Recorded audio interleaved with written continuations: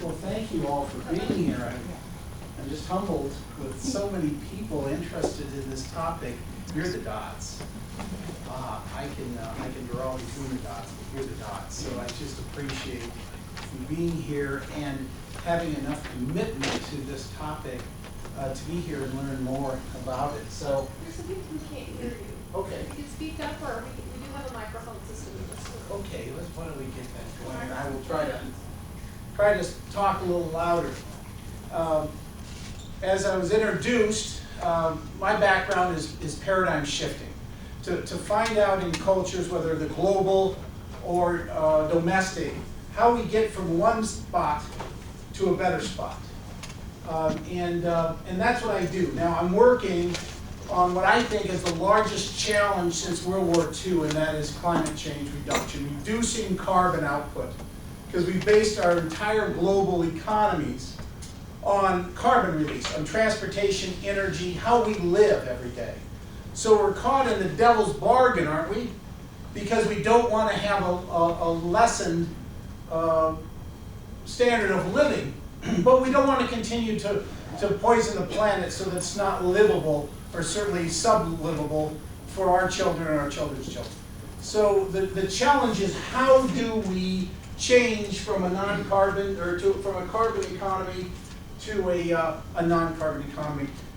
I don't know much about energy and transportation, but I know a great deal about paradigm change and shift, and the forces that keep us in basically an incumbent environment. Incumbent such as the coal-fired power plants that we now have, the gasoline, the diesel, cars and trucks that have made a tremendous lifestyle for all of us, or most of us here in the United States and many people around the world. How do we replace that as seamlessly as possible with economies, energy, transportation that will not pollute, but will maintain and maybe even improve our standard of living, the way we like to live? Because we're not going to go back. Thank you so much. We're not going to go back into an environment where our standard is lessened. So what I try to do is understand that good intentions have little impact without incumbent and technological support. And that's going to be my message, that what I do is find the pieces and try to connect them. I did this back in 1979, 80, 81. I was working at the University of Wisconsin, and we were starting to see clusters, cancer clusters around hospitals. And we asked ourselves, there were a number of us, about 7 researchers, saying, why are they there? Well, we went to test the soil, the water, and the air, and found out that the open burning practices for these hospitals, around 5,000 hospitals, were doing open burning without any scrubbers or air pollution abatement equipment. The American Hospital Association had lobbied strongly that the hospital industry should be exempt from the 1970 EPA Clean Air Act, and they were successful, because they argued that the hospitals could not afford these kind of scrubbers, and they were not impacting negatively the environment. We found out otherwise.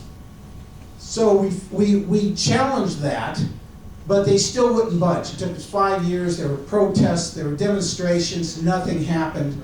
And I had a thought one night. I said, well, there's got to be a financial incentive to do the right thing. There's got to be a financial incentive to do the right thing. So I went down to Houston and met with the president of Browning Ferris Corporation, which was a company that took care of waste for hospitals. And I said, why don't we work together? I'll make you more money. You do the right thing for this nation. You use your lobbying efforts in Washington to bring hospitals under EPA, and then we'll set up regional operations for processing waste. And do it so that the hospitals pay less than they're paying now. Well, I'm very proud of this map. In 1995, you see the light diamonds? That's where the incinerators were. We had one out at Oakdale when I came here in 1990. So there were about 5,000 incinerators.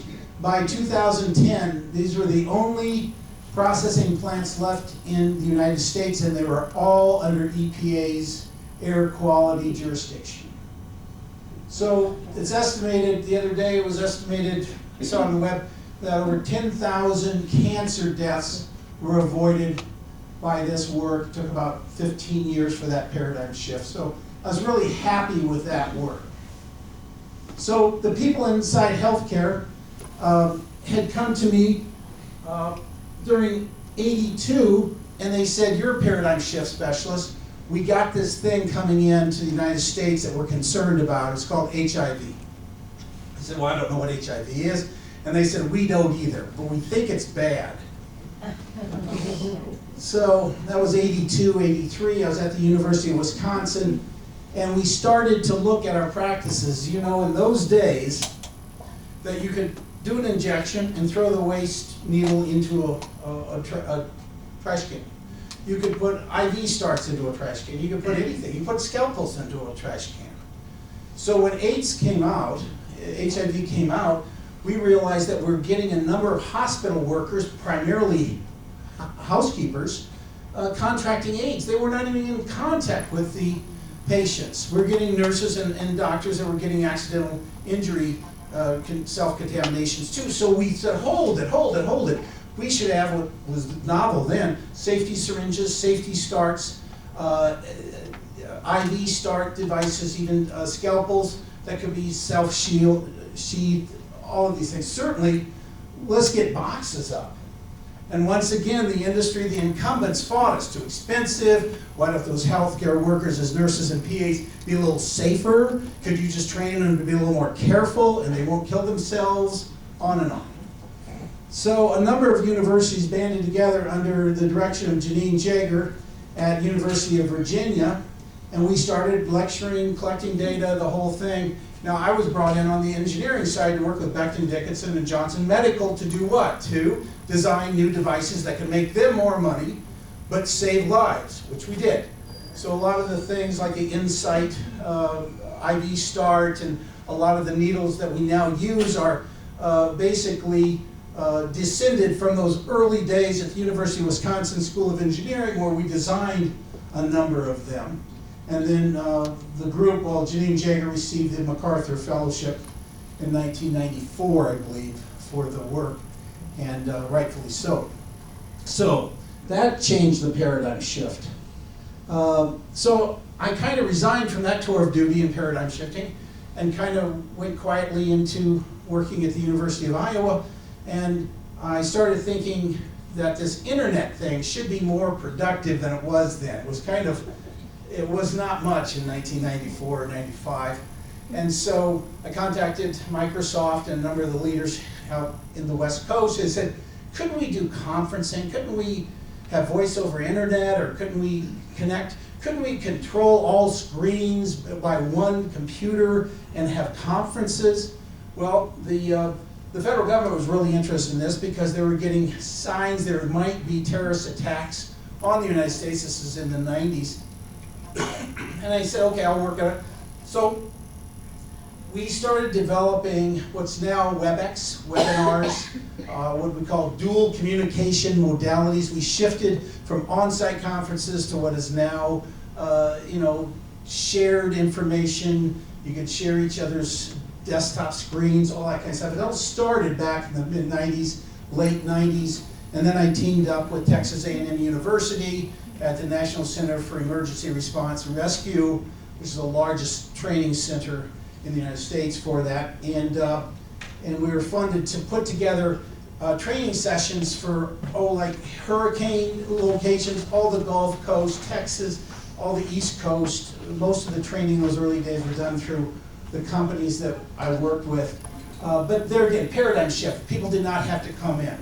And we were successful to the point of hurricane response. We trained people to get all of the patients in hospitals out of the city of Houston, which was just an unimaginable feat, but we did it. They got them out during, I think it was hurricane in 2004. Certainly, we were happy with that. Galveston, evacuated the whole thing. So we trained under these kind of conditions for everything. 9/11 hit us pretty hard because we thought maybe the attack would be on the Houston Ship Channel, and we were wrong, but we responded pretty well after that. But the largest paradigm shift I've ever been faced with was a challenge that the Vice Chancellor of Texas A&M gave me. Can you design financial models to get the entire world off using carbon? Yeah, that's what I said, no pressure. And that was at Texas A&M University. And I said, if I answer yes, will you shoot me? But they did not. So he was serious. He said, no, we understand, even though every brick and every ounce of mortar in this university was paid for by carbon, we understand the future. We understand we've got to make a change, and someone's got to start. So Bonnie and I decided to start this company in 2007 to start that process, start the financial incentives, free market-based, or in China, capitalistic-based, but has to make financial sense. We were not getting governments or corporations to convert because it's the right thing. We were getting them to convert because it was the right thing and they could make or save money. And that was the whole thing. And whatever you think about that, that was true in how the world works. And so we started to see we could make a difference. We could make a difference in carbon release. And so I started developing a team to do that, because I realized that food production is really dependent upon stable climates. While we're getting a lot of cold and snow here, you know, the temperature of the waters off of Kodiak Island are rising faster than ever in history. And that just tremendously affects the climate on the West Coast, which you're now seeing in droughts in California. It's very important because California produces about 40% of our food. So we can't have that kind of food depletion capability in the world. We just can't. We just have too many people and not enough food to go around. We cannot have starvation on a mass hysteria level. And we could have it if this continues. We could have something like this. If you've read the book, The Mr. Diamond Collapse, illustrates how great civilizations have generated their own demise by not understanding how they impact the environment.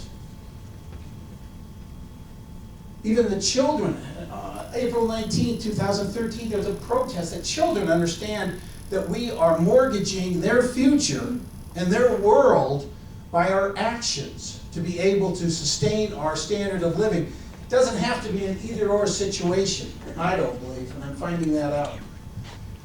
The person I really look to in his books, in his writing, his lecture, is Les Brown, the director of the Earth Policy Institute. And Bonnie and I were out in Washington receiving an award at Department of Energy for carbon work, and I got to meet Les Brown a year ago, January.